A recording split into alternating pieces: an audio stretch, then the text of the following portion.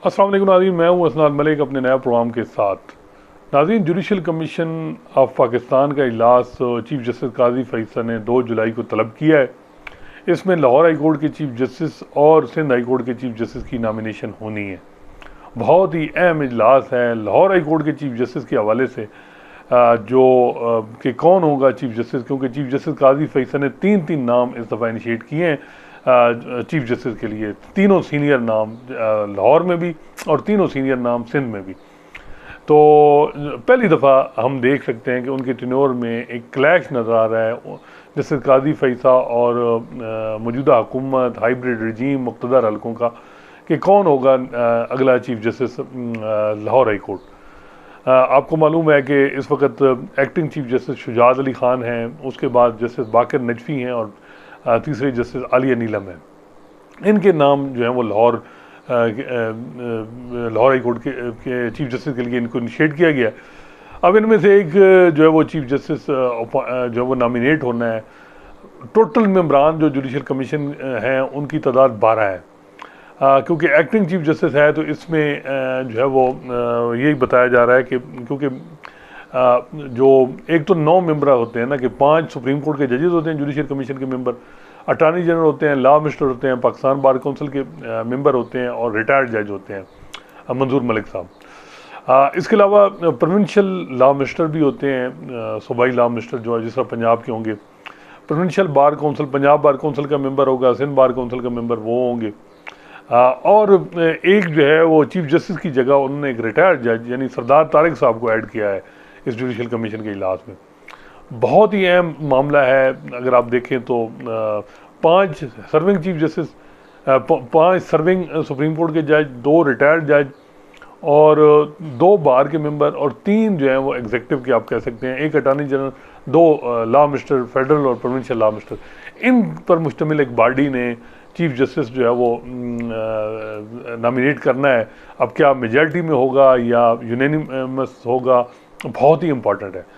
अब इसमें जो हुकूमत और जस्टिस काजी फैसल में क्लैश नज़र आ रहा है वो ये है कि आपने देखा होगा, मैंने ये खबर रिपोर्ट भी की थी कि 7 जून को जो है वो जो इजलास हुआ उसमें इनफॉर्मली ये कंसेंसस हो गया था कि जी के जो जस्टिस आलिया नीलम है वो फ्यूचर की चीफ जस्टिस होंगी लाहौर हाई कोर्ट, और ये यूनानिमस था। इसमें अटॉर्नी जनरल, लॉ मिनिस्टर सारे शामिल थे।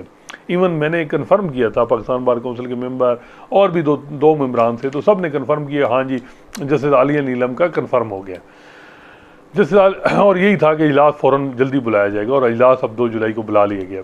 लेकिन हम देख रहे हैं कि चीज़ें कुछ एक्टिव हो गई हैं। सोशल मीडिया भी आप देख रहे होंगे कि वो लोग जो हुकूमत के हमायती हैं, जो पूरे सिस्टम को सपोर्ट कर रहे हैं, वो जस्टिस काजी फैसल पे ये कह रहे हैं कि जस्टिस काजी फैसल कहाँ उनकी गई है सीनियरिटी प्रिंसिपल, और उसमें उनको क्रिटिसाइज़ कर रहे हैं। दूसरी तरफ मज़े की बात है कि professional group, Hamid Khan group, वो कहते हैं जी हमारा असूली मौक़िफ़ है, और या वो भी कहते हैं जी कि सीनियरिटी पे फॉलो किया जाए। जो इंडिपेंडेंट ग्रुप है उनके सरकर्दा लोगों से बात हुई, वो बिल्कुल खामोश हैं। एक तो वजह यह है कि जो मलिक शहजाद थे लाहौर हाई कोर्ट के चीफ जस्टिस, वो उनसे उनकी कन्फ्रंटेशन ही रही, और वो इंडिपेंडेंट ग्रुप जो है उन्होंने वो इस तरह क्लैश का मुतहम्मिल ही नहीं हो सकता किसी चीफ जस्टिस के साथ। तो उनका यह है कि वो फ़िलहाल खामोश हैं, कि उनको यह है कि जी जो भी बन जाए। वैसे ये है कि उनकी सपोर्ट जो है वो, क्योंकि आज़म तारड़ साहब इंडिपेंडेंट ग्रुप के मेन सरकर्दा हेड हैं, और जो आज़म तारड़ साहब करेंगे ज़्यादा चांस ये है कि वही उसको ही फॉलो किया जाएगा, उनकी पॉलिसी को ही फॉलो किया जाएगा। बार इंडिपेंडेंट ग्रुप को वही चला रहे हैं, एहसन बून साहब, आज़म तारड़ साहब। अब एहसन बून साहब के तीनों अच्छा तलक है, जैसे आलिया नीलम से भी है, जैसे बाकर नजफी से भी है, जैसे शुजात साहब भी है। जैसे शुजात साहब ने डीबी भी जैसे शराम सरवर से आजकल बताया जा रहा है कि उनके साथ वो चला रहे हैं। तो एफर्ट अब हुकूमत की तरफ से पूरी है। जो इतलात हैं, हमारी जो बात हुई है मुख्तलिफ लोगों से, वो ये है कि हुकूमत और सारे जो मुक़्तदर हल्के हैं उनका ये है कि जी जस्टिस शुजात जो हैं वो चीफ जस्टिस बने, सीनियरिटी प्रिंसिपल फॉलो नहीं हो तो जस्टिस बाकर और फिर जस्टिस आलिया नीलम। अब जस्टिस आलिया नीलम की क्यों मुखालफत हो रही है हुकूमत की तरफ से, इसकी वजह क्या है? लेकिन स्ट्रेटेजिकली लाहौर हाई कोर्ट बहुत इंपॉर्टेंट है। 9 मई के केसेस वहाँ हैं। वहाँ अगर आपने अदालतों को, चीज़ों को मैनेज करना है तो आपको चीफ जस्टिस ऐसा न हो जिस तरह मलिक शहजाद ने जिस तरह मामलात चलाए हैं। गो कि मैं समझता हूँ कि कोई भी चीफ जस्टिस होगा तो प्रेशर बड़ा होता है इतना आसान नहीं है कि कोई एक दफ़ा जब ओहदा ले ले तो बड़ा मुश्किल होता है।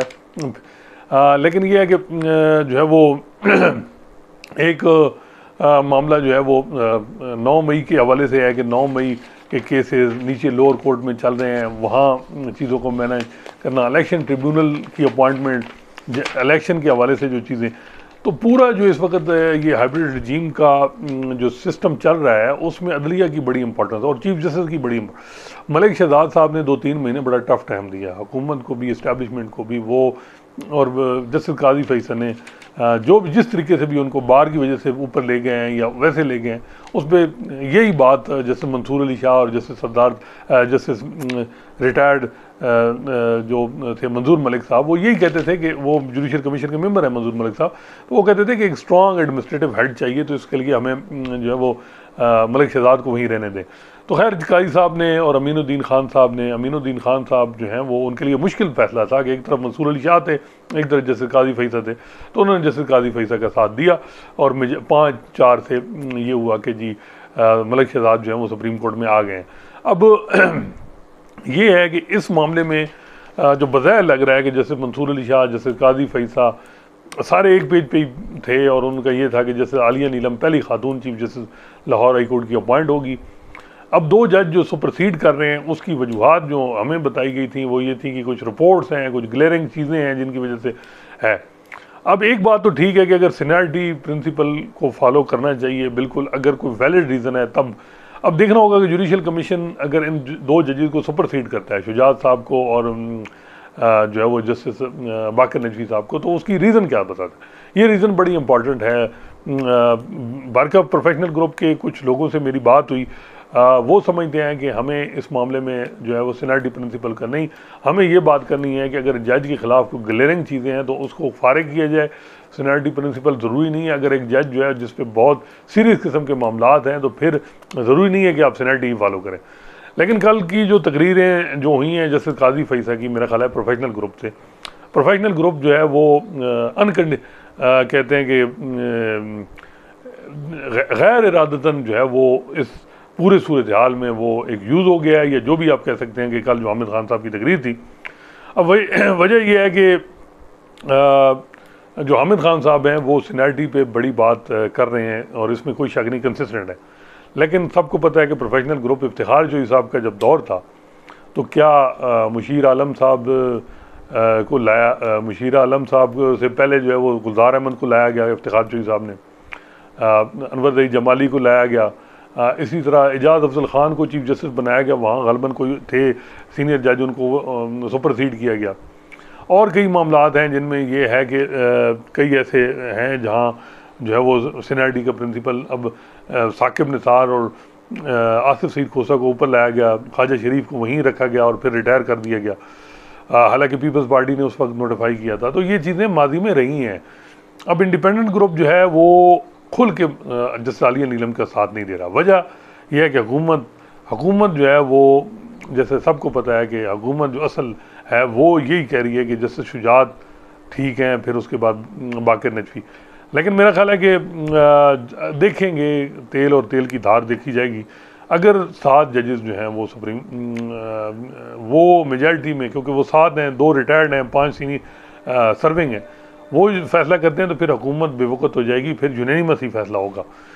तो हुकूमत का जो है वो शुजात साहब के हवाले से खुश है। दूसरा बाकर नजवी साहब पे भी बहुत ज़्यादा उनको है कि जी बाकर नजवी साहब को बना दिया जाए।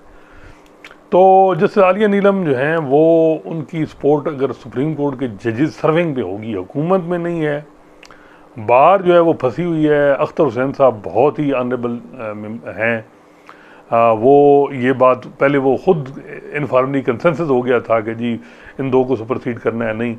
लेकिन अगर हुकूमत की तरफ से और आज़म तारड़ साहब जो है वो, जितनी मिठास है उनकी लहजे में, अगर आज़म तारड़ साहब ने हिम्मत की तो फिर अख्तर साहब भी उधर जाएंगे और बार के मेंबर भी जाएंगे। एक तो ग्रुप एक है, फिर ये है, फिर वो भी कहते हैं कि सीनियरिटी प्रिंसिपल। लेकिन एक बात जो उनसे हो रही थी वो भी ये कह रहे थे कि अगर वैलिड रीज़न है सुपरसीड की और मसले हैं तो इसका भी तो हल निकालना चाहिए।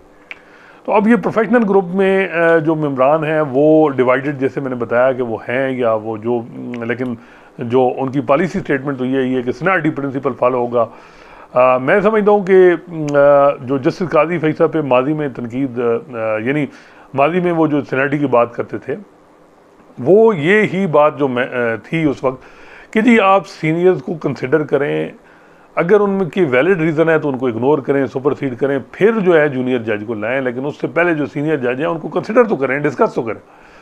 अब जस्टिस काजी फैसल ने 3 नाम दिए हैं, उनको डिस्कस किया जाएगा, कंसिडर किया जाएगा, उन पर अगर वैलिड रीज़न नहीं है तो फिर तो ज़्यादती, फिर पसंद नापसंद ये नहीं है कि शुजात अली खान जो है वो किसी दौर में शेख अजमत सईद साहब के करीब थे तो इस वजह से, अगर कोई वैलिड रीज़न है, कोई अच्छी यानी ख़तरनाक रिपोर्टें हैं तो फिर तो बात बाक़िर नजवी साहब की वजह से कोई मतलब उनकी जो और मामलात हैं, जो चीज़ जिस तरह की चीज़ें हैं, और काई साहब ने ये भी बड़ा वाज़ेह 2 हेयरिंग में कहा था कि वो तो इलेक्शन रुकवाना चाह रहे थे, और ये बाक़िर नजवी साहब जो हैं वो के हवाले से भी अगर कोई बात ठीक है तो बिल्कुल फिर तो इग्नोर करना चाहिए, पसंद नापसंद ज़ाती नहीं होनी चाहिए। लेकिन मैं समझता हूँ कि इस दफ़ा जस्टिस काजी फैसल पे आपको पता है कि हम बहुत ज़्यादा तनकीद करते हैं, लेकिन ये बात भी ठीक है कि सिंध हाई कोर्ट का चीफ जस्टिस अहमद अली शेख, उसको इन्होंने बनाया, सीनियरिटी में था जी, 5 साल तबाही हो गई सिंध की, सिर्फ इस वजह से कि जी वो सीनियर है।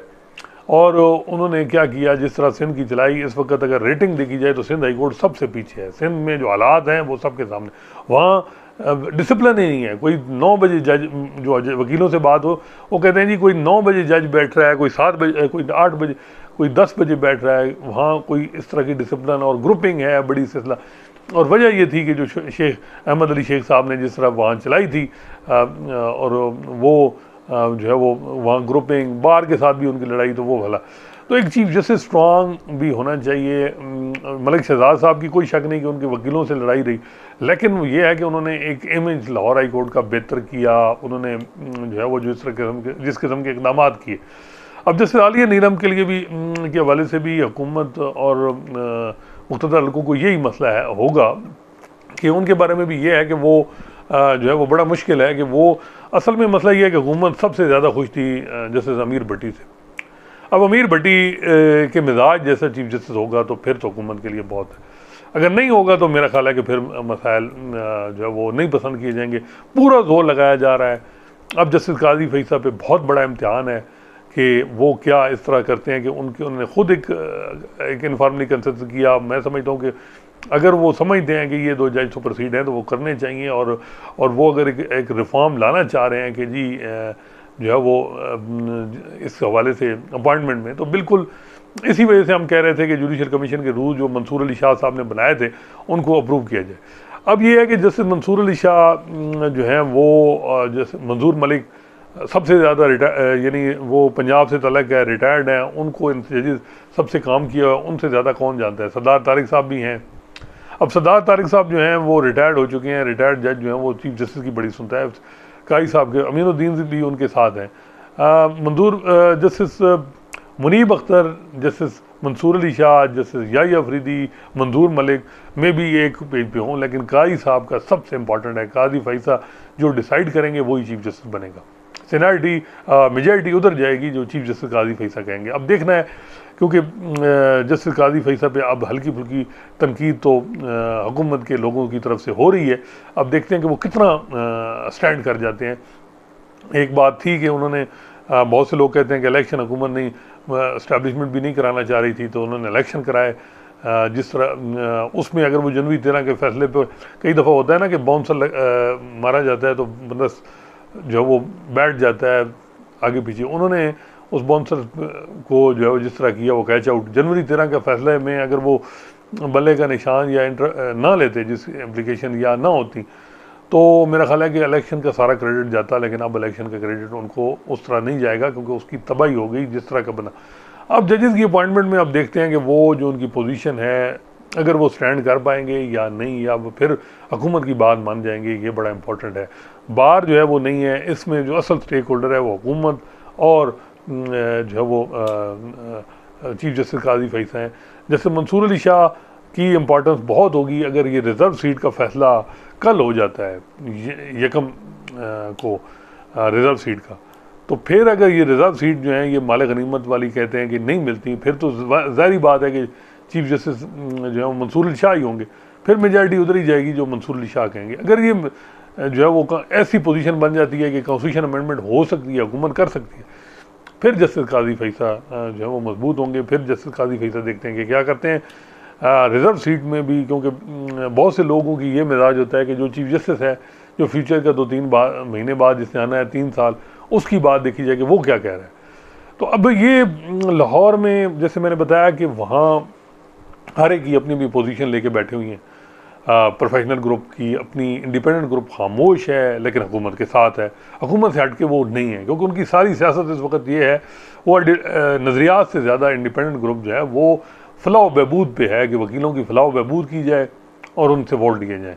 और वो इसमें कामयाब भी हैं कि कम अज़ कम वो एक तक उनकी रीच है और उनका वो है। तो वो हुकूमत को कन्फ्रंट बड़ा मुश्किल है, इस हुकूमत को और आज़म ताड़ साहब को और करना बड़ा मुश्किल है। तो देखते हैं कि क्या हर कोई अपनी अपनी आजमा रहा है। आखिरी इतला तक तो यही थी कि जस्टिस काजी फैसा डटे हुई हैं और जस्टिस आलिया नीलम ही chief justice Lahore high court होंगी, पहली खातून चीफ जस्टिस होंगी। देखते हैं कि क्या होता है। अख्तर हुसैन साहब जैसे और जो असद अब्बासी साहब पंजाब बार काउंसिल के मेंबर हैं, वो भी देखेंगे कि हालात क्या हैं, किस तरफ जा रहे हैं, किसकी मेजॉरिटी बनती है। कन्फ्यूजन उनमें है कि वो किस तरफ जाएं, लेकिन जैसे मैंने बताया कि इंडिपेंडेंट ग्रुप जो है वो जाएगा हुकूमत के साथ। अगर हुकूमत भी देखेगी कि अगर वैसे ही जज इकट्ठे हो गए तो क्या ज़रूरत है अगले फ्यूचर की चीफ जस्टिस की मुखालफत करने के, फिर वो साथ देगी। लेकिन फ़िलहाल पूरा जोर लग रहा है हर तरफ से, जिस तरीके से भी। दूसरा मामला है सिंध हाई कोर्ट के चीफ जस्टिस का। सिंध हाई कोर्ट के चीफ जस्टिस के लिए 3 नाम हैं, जस्टिस शफी सिद्दीकी, जस्टिस नेमतुल्लाह पलपोटो और जस्टिस सलाउद्दीन पंवर। अब इसमें जो जस्टिस शफी सिद्दीकी हैं इनके चांसेस ज़्यादा हैं और मेरा ख्याल है असूलन जो है वो जस्टिस शफी सिद्दीकी को सिंध हाई कोर्ट का चीफ जस्टिस बनाया जाए। उनके साथ 2 ज़्यादती ये हुई जुडिशल कमीशन में, क्योंकि वो जूनियर थे तो उनका नाम इनिशिएट किया था एक दफ़ा, उमर अता बंदयाल ने 2 दफ़ा, दोनों दफ़ा जुडिशल कमीशन में उनका नाम अप्रूव नहीं हुआ। वजह ये थी कि मुख्तलिफ थी कि जी सीनियरिटी प्रिंसिपल को फॉलो किया जाए, जिसकी वजह से शफी सिद्दीकी सुप्रीम कोर्ट में नहीं आ सके। एक दफ़ा सरमन उस्मानी साहब ने उनकी मुखालफत की, एक दफ़ा वैसे जो है वो उनके जुडिशल कमीशन के सारे नाम। तो शफी सिद्दीकी साहब जो हैं वो मैं समझता हूँ कि उनको जो लोगों से बात हुई वो कहते हैं बड़े कम्पिटेंट हैं, सीनियर भी हैं, तो उनको लाया जाए। अब ग्रुपिंग वहाँ ये है कि वो वहाँ जो है शफी सिद्दीकी साहब जो हैं वो अब देखते हैं कि इंडिपेंडेंट ग्रुप के भी जो लोग हैं, अख्तर हुसैन साहब भी मेरा ख्याल है कि उनकी शफी सिद्दीकी साहब को ही सपोर्ट करेंगे।